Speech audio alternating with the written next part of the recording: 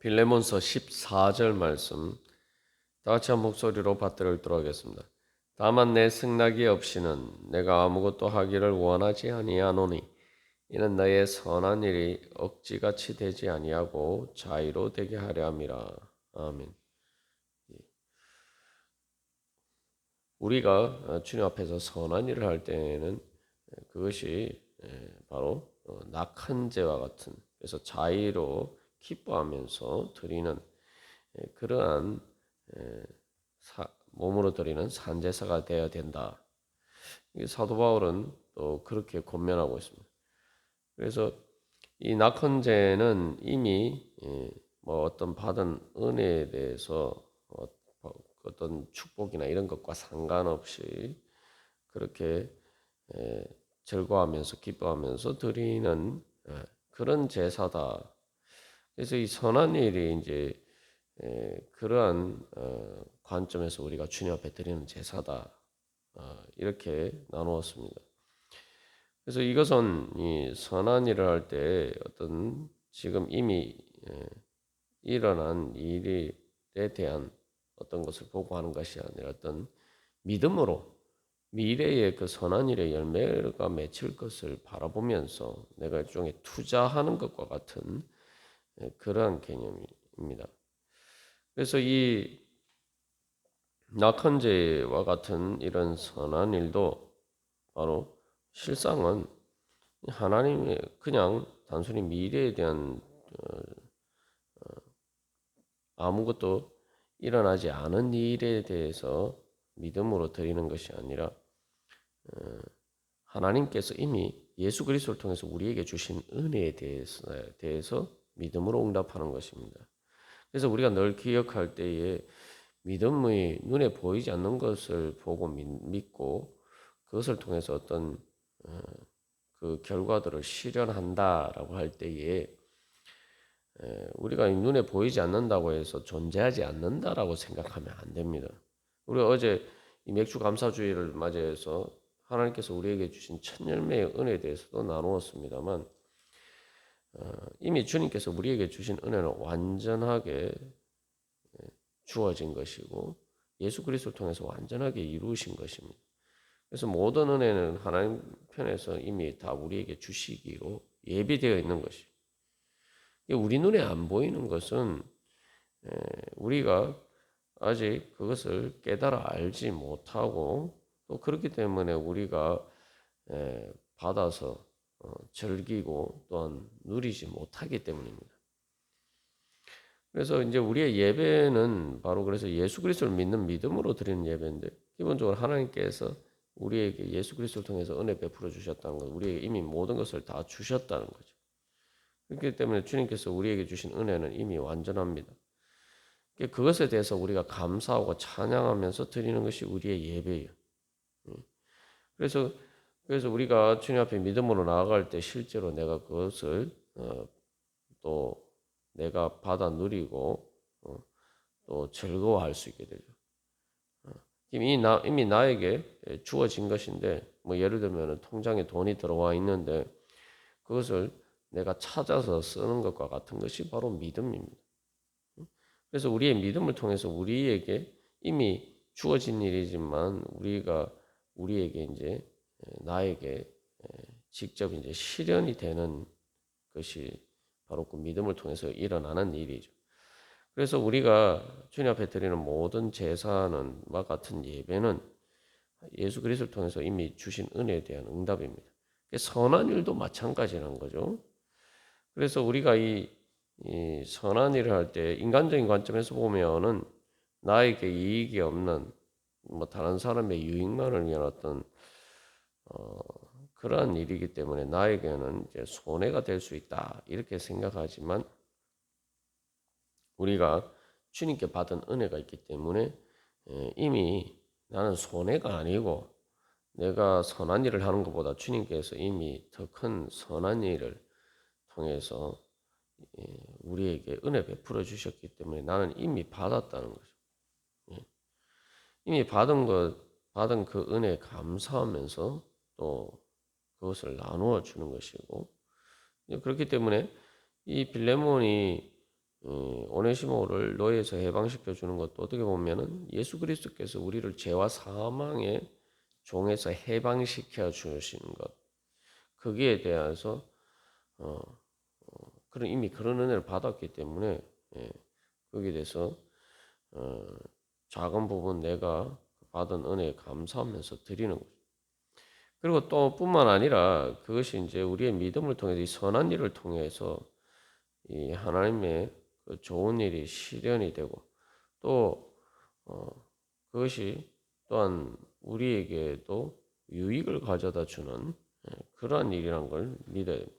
그러니까 선한 일을 하면 손해를 본다 이렇게 생각하면 정말 자의로 하기가 쉽지 않습니다. 그래서 우리는 부활을 믿어야 됩니다. 부활을. 예수님의 부활을 믿는다는 게 무엇이냐? 세상에서는 선한 일을 하는 것이 그냥 아무 결과 없이 오히려 뭐 희생하고 헌신하고 손해보고 그것으로 끝나는 것처럼 보일 때가 많아요. 그러나 그것은 하나님 선하신 하나님을 공의로우신 정의로우신 그 의로우신 하나님을 믿지 않는 그런 좁은 소견에 비춰볼 때 그러한 것이죠. 다시 말하면은 우리가 하나님 앞에서 단지 내가 내 눈 안에 내 시야 안에 있는 볼 수 있는 그런 좁은 관점에서만 보면은 단순히 손해처럼 보인단 말이죠. 기독교도 마찬가지입니다. 기독교 역사에서 많은 성도들이 주님을 위해서 자기 목숨을 바치고 순교했지만 그 짧은 시점 안에서 보면은 그 사람들의 죽음은 헛된 것처럼 보일 때가 많았다 이 말이죠. 그러나 뭐 이 바울의 순교가 보여주는 것처럼 바울과 또 제자들의 그 순교가 보여주는 것처럼 그때 당시에는 그것들이 허무하게 끝나버린 것처럼 보였지만 그러나 그들은 예수 그리스도를 위해서 죽음으로 로마 제국의 죄와 사망의 권세를 이기고 결국은 오히려 로마 제국이 기독교를 공인하고 기독교를 국교로까지 삼게 되었죠. 그게 복음의 승리가 궁극적으로 복음의 승리를 우리가 볼 수가 있습니다. 그러한 장기적인 관점에서 보면은 결국은 최후의 승리는 선한 일이 승리한다. 선한 것이 승리한다. 결국은 선한 것이 헛된 것이 아니라 열매 맺는다. 왜냐하면 하나님께서 선하시고 의로우신 하나님께서 모든 것을 다스리시고 결국은 그 모든 것을 그 정의로 행하시기 때문입니다. 그게 이제 나타난 것이 예수 그리스도의 부활이죠. 예수님이 의로우신데 죄도 없으신데 사람들이 예수님을 십자가에 못 박여 죽였어요. 그랬을 때 의로우신 하나님께서 예수 그리스도를 부활하게 하심으로 인간들이 내린 그 거짓된 무고를 통해서 무고함으로써 예수 그리스도를 십자가에 못 박아서 사형 선고를 내렸는데 그것이 다 틀린 거짓이다. 라는 것을 예수 그리스도의 부활을 통해서 그래서 인간의 그러한 예수 그리스도께 내린 사형 선고가 다 거짓이다. 라는 것을 드러내셨죠. 그러니까 예수 그리스도의 부활을 통해서 우리가 늘 기억해야 되는 것은 결국은 예수님이 그렇게 선하게 정말 공생 사역 동안 많은 선한 일을 행하셨는데 그 선한 일의 보상을 받기는 고사하고 오히려 죽음으로 끝났다. 오히려 더 억울하게 십자가에 죽었다. 이렇게 이제 생각할 수 있지만 그러나 하나님께서는 그런 것이 아니다. 예수님의 선한 일이 헛된 것이 아니라 예수님 자신에게도 헛된 것이 아니라 예수님 부활하셨고 오히려 그것을 통해서 하나님은 더 높이셨단 말이에요. 그래서 하나님 보좌 우편에 예수 그리스도를 앉게 하시고 또 뿐만 아니라 예수 그리스도의 그 선한 일이 십자가 죽음으로 끝나지 않고 부활을 통해서 이제 오순절 성령 강림을 통해서 제자들을 통해서 교회를 통해서 바로 지금까지 말로 할 수 없는 그 많은 열매들을 맺게 하시고 계신 것이죠. 그리고 우리 자신이 우리가 지금 예수를 믿고 있는 그것 자체가 사실 예수 그리스도의 그 선한 일이 어떻게 하나님께서 열매 맺게 해주셨는지를 보여주는 증거입니다. 그러면 우리가 그 증거를 믿어야 돼요. 그래서 우리가 최후 심판을 믿는 것도 바로 그런 것입니다. 그래서 우리가 사도신경에서 고백할 때에 예수님의 부활뿐만 아니라 예수님이 결국 최후의 심판자로서 이 땅에 오실 것을 믿고 고백하는 것이 바로 그런 것이죠. 그렇기 때문에 주님께서 결국 심판하셔서 모든 선한 일에 대해서 주님께서 다 갚아주시고 또한 열매 맺게 해주실 것이다.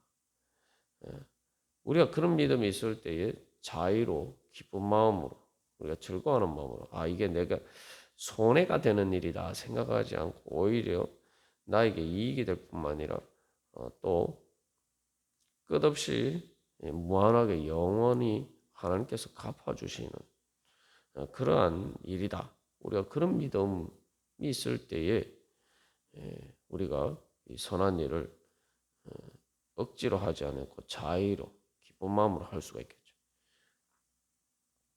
그래서 이 예수님이 그 뭐 하신 모든 선한 일은 결국은 시간 속에서 또 영원히 열매를 맺어가는 것처럼 또 우리가 선한 일을 하는 것도 예수 그리스도의 우리에게 베풀어 주신 은혜를 따라서 우리가 크게 참여하는 거예요. 그렇게 할 때 결국은 또 그것들이 그 선한 열매들이 단순히 뭐 이 땅에서 잠깐은 보이지 않는 것처럼 보이지만 그러나 그것들이 계속 싹이 트고 또 꽃이 피고 잎이 나고 그래서 결국은 열매 맺게 된다는 거죠. 그리고 그 열매는 단순히 이 땅에서 짧은 시간뿐만 아니라 영혼 속에서 계속 그것들이 또 다른 씨앗이 되어서 또 풍성한 열매를 맺고 그렇게 해서 무한하게 그렇게 늘어나는 그러한 이익이죠.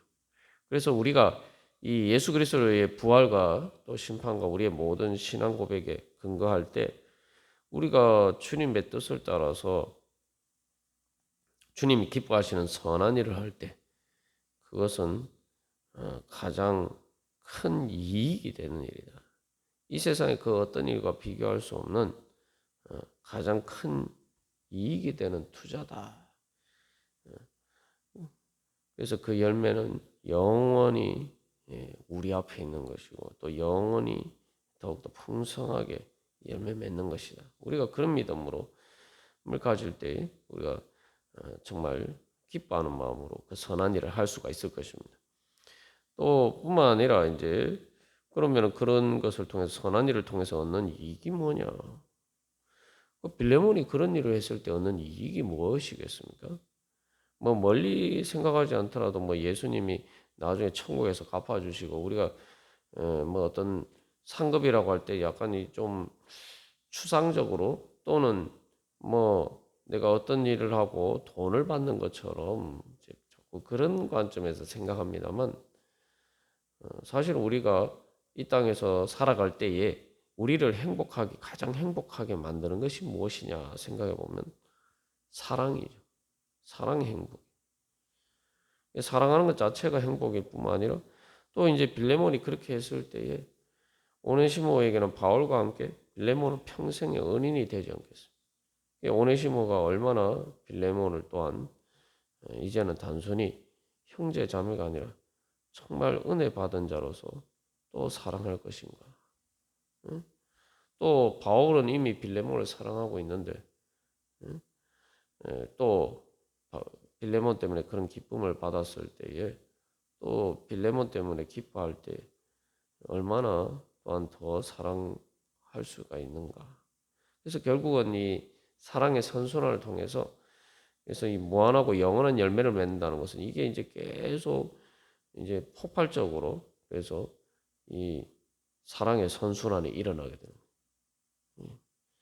그래서 빌레몬이 얻은 것은 사실은 뭐 자기의 재산상의 약간 손해나 뭐 여러 가지 그런 것들일 수가 그런 손해를 입을 수 있다고 볼 수도 있지만 그러나 결국은 오네시모의 사랑 결국 오네시모의 그런 정말 진심으로, 그래서 여기서 이제 억지같이 되지 아니하고 자의로 되게 하려 함이라 하는데, 이 빌레몬이 만약에 그렇게 한다면은 오네시모도 빌레몬을 정말 자기가 그냥 뭐 예수 그리스도 안에서 주인이니까 내가 뭐 순종해야지, 내가 또 섬겨야지, 내가 존중해야 되지, 이런 게 아니라, 겉으로 이렇게만 그런 게 아니라, 의무감으로 그런 게 아니라 진짜 마음에서 우러나와서 빌레몬을 그렇게 사랑하고 또 존경하고 또 그렇게 예,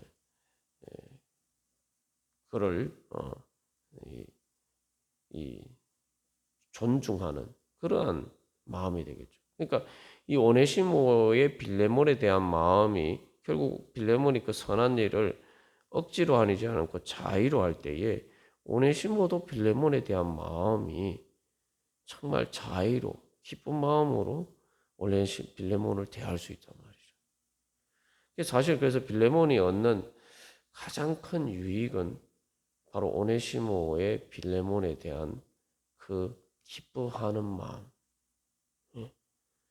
우리가 생각해 보면 결국 인생을 행복하게 하는 것이 무엇이겠습니까? 바로 그런 것이죠. 세상 사람들이 세상 권력을 뭐 부러워할 때, 권력이나 돈을 부러워할 때가 많습니다만, 그런 것들은 세상이나 권력이나 돈으로도 살 수 없는 거예요. 그런 것은 겉으로 뭐 앞에서 굽신굽신하면서 존중하는 것처럼 보이는 그런 껍데기뿐인 말 그대로 자의가 아니라, 즐거워서 기뻐가 아니라 억지로 하는 그냥 그런 것만을 얻을 뿐이에요.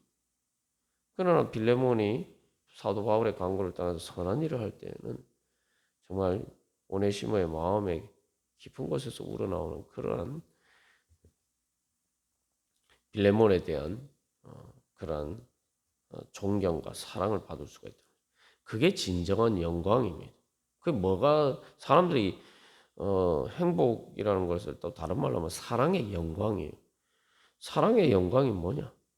누가 진짜 진심으로 나를 존경하고 존중하고 좋아하고 사랑하는 거죠. 예. 그게 진짜 내가 영광을 받는 거죠. 하나님께서 우리에게 원하시는 것도 바로 그런 것이기 때문에 주님께서도 우리를 사랑으로 대하시는 거예요. 주님께서 원하시는 게 바로 선하신 하나님께서는 그 가장 높으신 최고의 선이시기 때문에 주님께서는 가장 좋은 것을 우리에게 원하십니다.